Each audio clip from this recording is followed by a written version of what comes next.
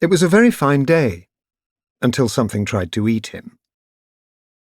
It was a black, dog-like creature, but it was not like any dog he had ever seen. It had teeth as long as his arm, and claws that could tear apart an oak tree. It says, therefore, a great deal in Christopher Forrester's favour that he refused, with speed and cunning and courage, to be eaten. The beginning elsewhere. It was a very fine day, until somebody tried to kill her. Mal had returned home from her journey, flying back from the forest with arms outstretched and coat flapping, buffeted by the wind. Mal Arvorian could fly only when the wind blew. The weather that day was perfect, a westerly breeze that smelt of the sea, and she was sky-spinning, twisting in the cold air. Her flying coat was thick and too big for her, and she wore it with the sleeves rolled up 4 times. When the wind was up, it didn't need to be strong, but some wind was necessary. She could catch at the corners and open it like wings, and feel the breeze lift her off her feet. That day she had flown over treetops, her shoes brushing the tips of their branches, and swooped low, causing a herd of unicorns to scatter. In the kitchen, her great-aunt Leonore had grumbled at her cold hands and given her a cup of hot cordial, when there was a knock on the door. It was the murderer. Arrival. The day before the attack, Christopher sat on a bench outside the ferry terminal waiting for his grandfather. He had travelled alone from his flat in North London to Scotland, and he was cramp-legged and ravenously hungry. A squirrel leapt onto the bench and watched him. Slowly it edged closer, quivering, until its whiskers were touching his knee. It was joined by another, and then another, until there were 7 of them clustering around his feet.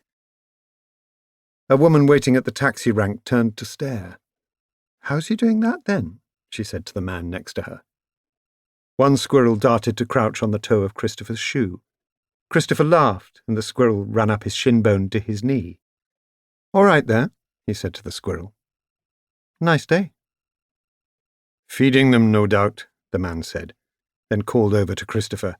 "You shouldn't feed wild animals. It's bad for their guts." "I know," said Christopher, and he smiled half a smile. "I'm not."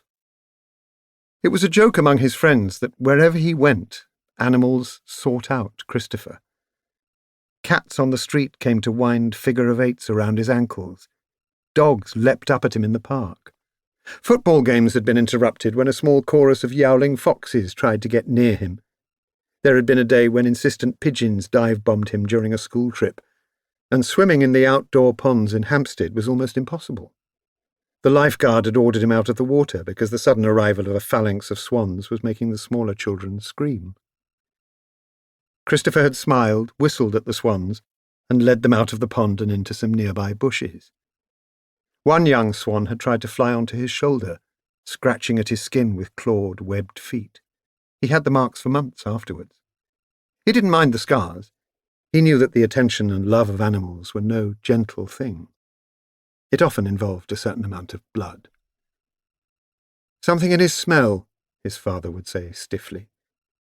But Christopher didn't, as far as he could tell, smell significantly different from other boys his age. He washed, though not unduly.